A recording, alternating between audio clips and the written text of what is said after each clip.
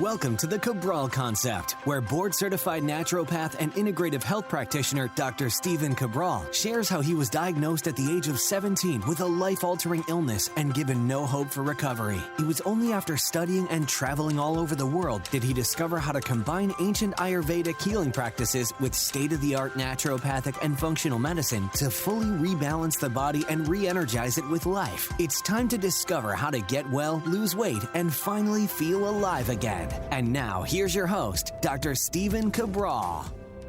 Welcome back, everyone. We are here today with episode 1864 of the Cabral Concept. If you'd like to read along with our community's questions, head on over to stephencabral.com/1864.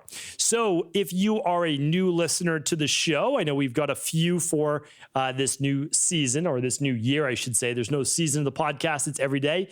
But welcome. First of all, welcome. We appreciate you being in this community, organic community.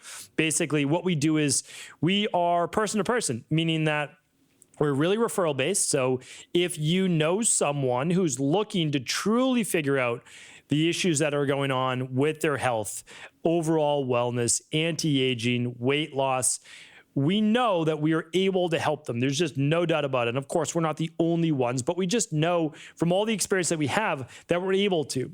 But there is a big learning curve in this process, and that is because not everyone is ready to hear that call. Not everyone is ready to actually begin the healing process. And that's why I believe the concept of the Cabral Concept is really that you can heal, you can get well, there is an answer, but let's not rush it. Listen to the show, absorb the knowledge that I'm trying to share, that I've been able to accumulate over the past 20 years, traveling all over the world, getting my degree, working in various practices, like all those different things. I've learned from the best, and I'm trying to assimilate that and share that on a daily basis. So that's what we're all about. So again, once again, thank you to new members and old members, not necessarily in age, but that have been around since 2016. Okay, first question is from Selina. Selina says, "Hey there, Dr. Brawl. So I'm just a few days shy of finishing the 21-day detox and just have a question for you.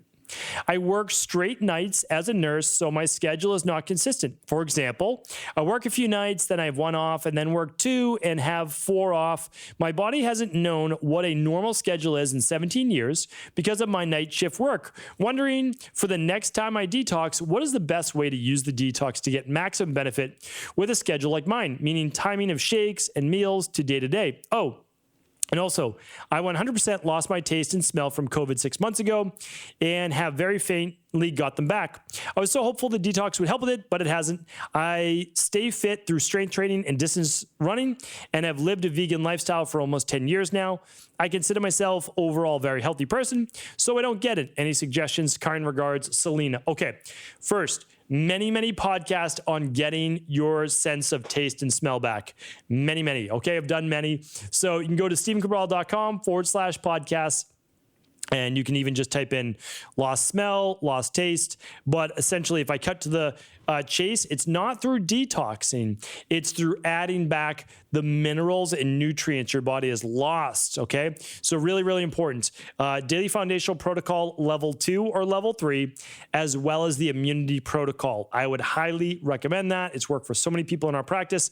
I use it myself to this day. It's how I got my smell and taste back, mainly my taste. It took 3 weeks. I know it's taken a lot of people a lot of more time, but I was also loaded up with those things the whole time when I had it as well. So again, I do hope that that's helpful. Okay, so let's move on to your other question. When's the best time to do the detox if you have an erratic schedule, we'll say. So 2 things I have to say. And I have to say this from a loving position. But working the night shift is not great for your body, right?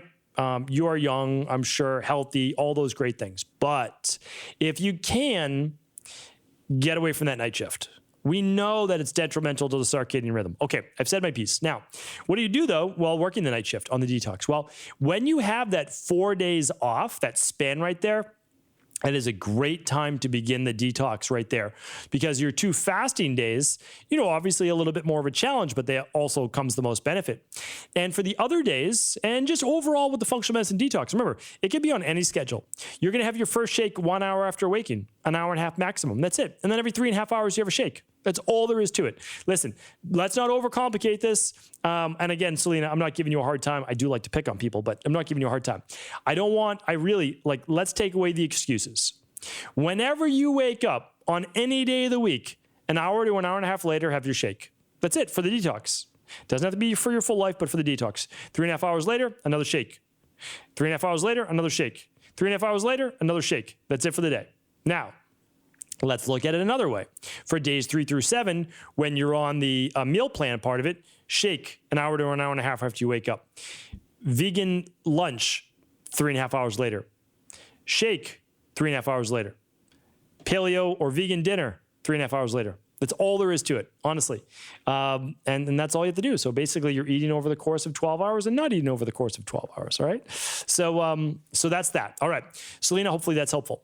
Shelly's up next. Hi, Dr. Cabral. Can you give insight about oral Lichen Planus and how glutathione levels and high oxalate? I have low glutathione levels and high oxalate. I'm using liposomal glutathione, quercetin, and probiotic, L-glutamine, avoiding high oxalate foods, which incidentally, glutathione made severe leg pains that I thought was fibromyalgia go away. I have a lot of recent food sensitivities that make me feel poisoned. Wheeze, right eye will swell and become red. Brain fog, GI issues. I can't put my finger on what is wrong. I know since childhood I'm allergic to mold and dust mites. Yeah, absolutely. I mean, you, I think, intuitively know what's wrong, but you're not working on it. You're working all around it, right? All around it. Glutathione, well, you're using that to ramp up your detox. You're taking quercetin, most likely as a zinc ionophore, but probably more of it as like an antihistamine. You're taking a probiotic, probably because there's some gut issues there, and L-glutamine, most likely for cellular regeneration. Okay, so, and for gut healing. Okay, all of that's good. However, as someone who's dealt with a lot of these issues, yours is most likely yeast and mold related. That's the bottom line. Now, again, I know that functional medicine testing is not accessible to everyone, but I'll tell you this right now. This is for Shelly. If you ran only one lab, you'd run the Candida metabolic and vitamins test. You would probably find high yeast and high mold. You could also run the mold test along with it. If you run those, you're going to get all the education around it. You're going to even look at your glutathione levels, and then you're going to get the plan to go along with it. I mean, that is what I recommend. Although I love glutathione, I love quercetin, I love probiotics, I love glutamine, they're not doing anything. They're not doing anything to get to the root cause. You're adding more when we need the other half of the rain barrel effect, what I wrote about in my book, The Rain Barrel Effect. You need the subtractive properties, which is what I learned overseas. They don't teach this in the West, in the Western-based world. They teach it over in India, China, and other places. You need to remove. You have yeast overgrowth, most likely, mold overgrowth, most likely. We can lab test those and find out. You can go to equa.life/labs to grab those labs. All right, and then that will make you whole again. It really will. All right, Helen's up next. Hi, Doc. What are your thoughts on Streptococcus? I've seen great probiotics out there with mainly small intestinal strains, Lactobacillus, but I see Streptococcus in almost all of them. Do you think we shouldn't buy those that contain Streptococcus or are still beneficial? I'd love to buy your products, but taxes are too high in the UK, so I try to find similar ones, so I'm trying my best. Thanks. Okay. Good question. Taxes are taxes. We don't have anything to do with that. That's the truth. Is like your country taxes us. We tax other countries. It's all about tax, right? Tax the citizens, take away their money, and that's that. But anyway, taxes are taxes. We all have to pay them. So Lactobacillus, yes, we do want that. That's the main. We want the main strains of Lactobacillus: Plantarum, Reuteri. I mean, I could go down the entire list. Acidophilus. You want those lactobacillus-based strains because that small intestine has to stay populated with the lactobacilli-based strains so that you don't end up with small intestinal bacterial overgrowth, SIBO, right? Okay. So what about Streptococcus? Well, we don't use a lot of Streptococcus in our practice, that's for sure. We will use Streptococcus for sometimes recurrent ear, nose, throat issues. We will use Streptococcus, which is not ongoing, but we might use use it for 30 to 60 days in like an ENT-based probiotic. That's specialty. We would have to be working with the person specifically. I recommend the daily probiotic support is what you're looking for, okay? Emma's up next. Hello, Dr. Cabral. I started listening to your podcast about a month ago, and I love them. I'm writing to you today for guidance on fat loss and tendinous. Well, let's see what tendinous is. Usually I don't look things up while I'm on the podcast, but you've caught my attention. Expressing or intending to promote a particular cause or point of view, especially a controversial one. Tendentious. All right, tendentious. I learned a new word. I love to learn new things, and that's my new word. I'd love to learn guidance on fat loss and tendentious, expressing or promoting a particular cause or case. I don't know the use there, but I'm working it out as we're going through the question. But I, of course, can help you with fat loss here. So let's go through the rest of your question. A year ago, I was diagnosed with posterior tibial tendinitis in my left foot due to overuse. I ran 3 marathons in a year. Over the last year, I've tried PT and injections, but nothing is working. I've gained 10 pounds over the last year and a petite 5'2" woman, so the weight gain is noticeable and annoying. Do you have any recommendations for losing fat with little to no exercise, specifically around the midsection? I purchased your 14-day detox protocol, and I'm hoping to jumpstart the fat loss. Any tips would be appreciated, and I want my pants to fit again. Thank you for all you do, Emma. Emma, welcome to the community. Thank you for joining us. Truly appreciate you. And I'm happy to help with all of this. And instead of tendinitis, your word expression, your word correction, changed it to tenditious, unless I'm misreading this. So I get to learn a new word, but really what you were writing was posterior tibial tendinitis, not the expression of something, a controversial point. So for sure, posterior tibial tendinitis, happy to help with that. So really we're looking at you've got your basically around the shins, the shin splint based area. And you got that from overuse with running. Totally understand. And what happened was now you're not able to run, so you're not burning those calories, not as metabolic, which means you gain some weight. Okay, so how do we fix this? Well, there's a couple things we have to do. First of all, you can fix tendinitis, and it is a pain when it's posterior tibial tendinitis.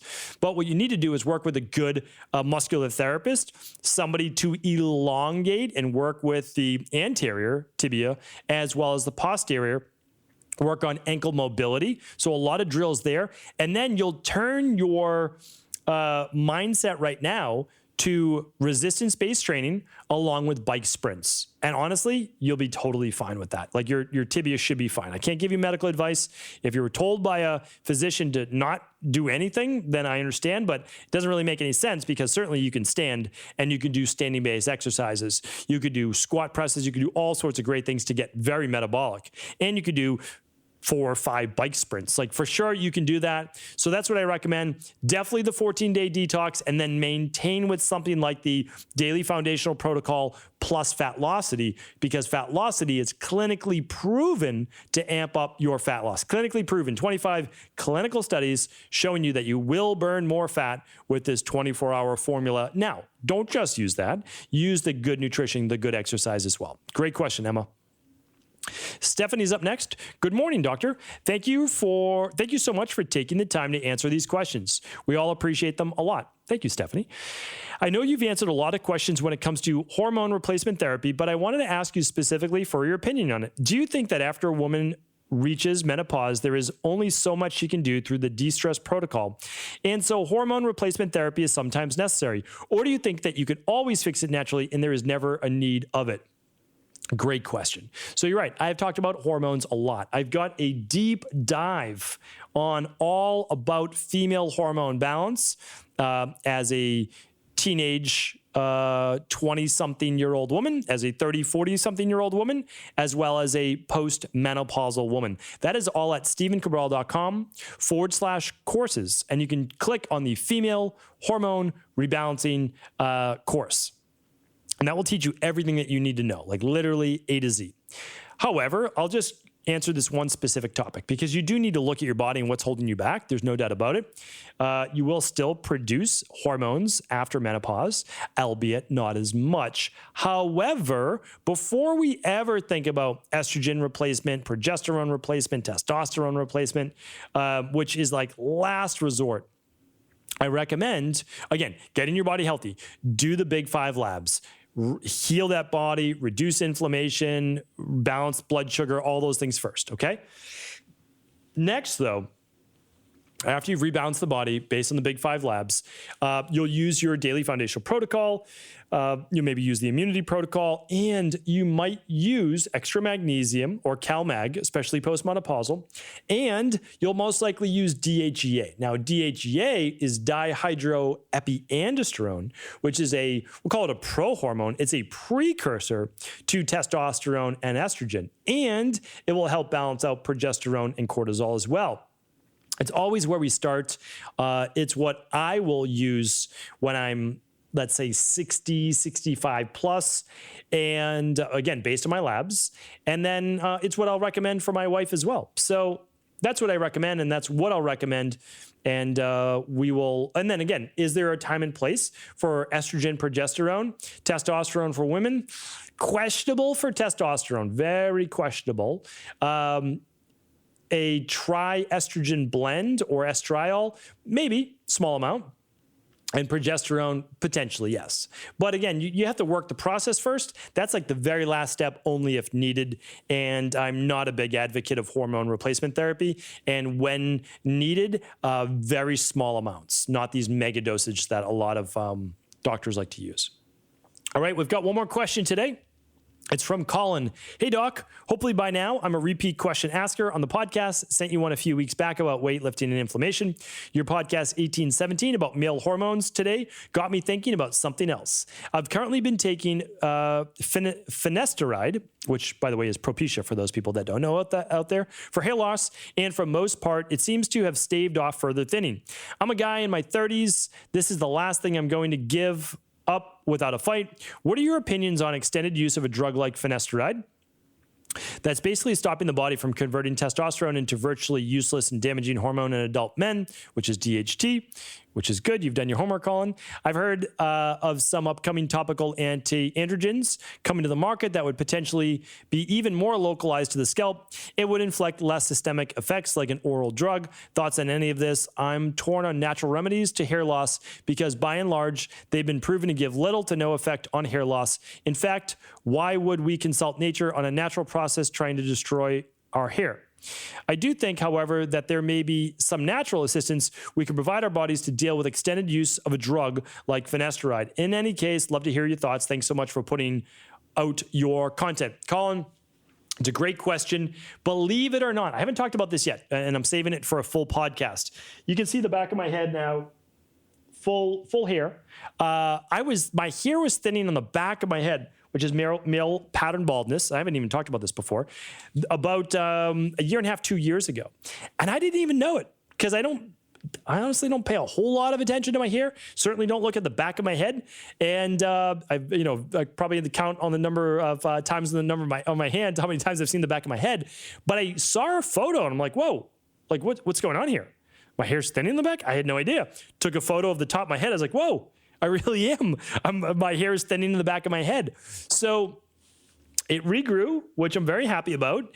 And I did what I've been telling men for many years. And that is you use the advanced prostate support. So I'm not going to go through in depth right now, but basically I wasn't eating enough protein. That's one.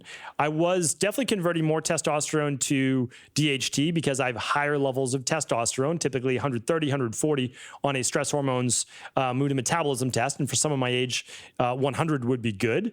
And all sorts of different factors. Okay, I won't go through every single one. But the advanced prostate support is a DHT blocker. It's a natural DHT blocker. So what you might want to do, Colin, is use the advanced prostate support instead of the finasteride or a smaller dose of finasteride and the advanced prostate support.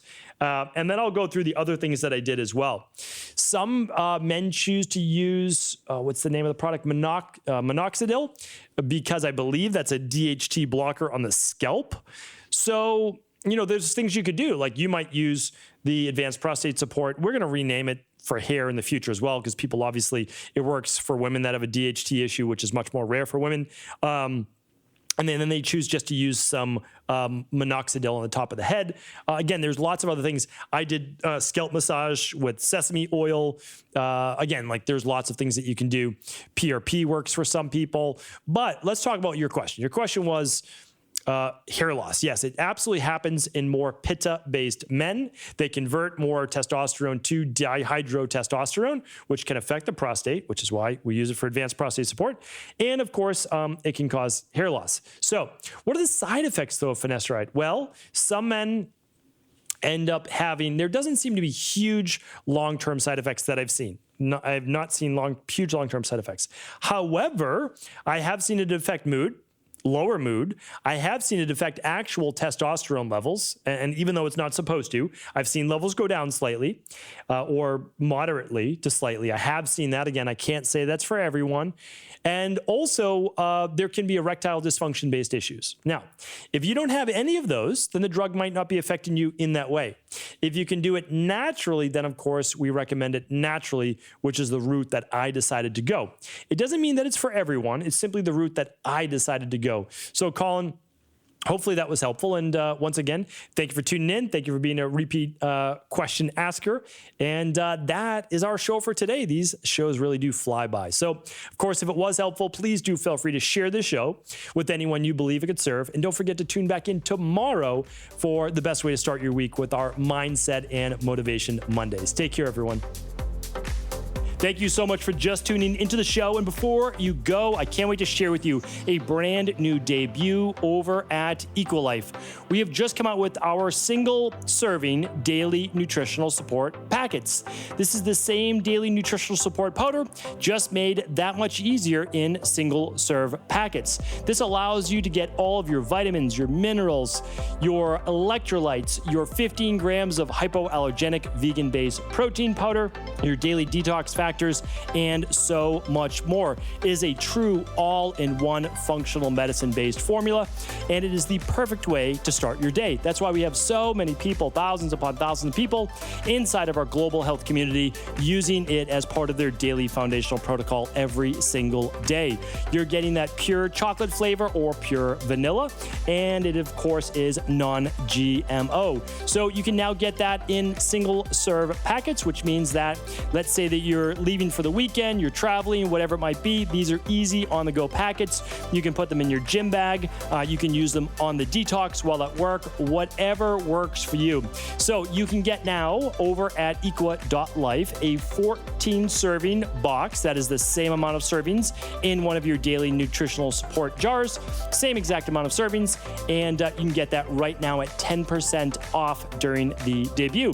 Head on over to equi.life for 10% off the new single-serving daily nutritional support shake packets. Take care, everyone.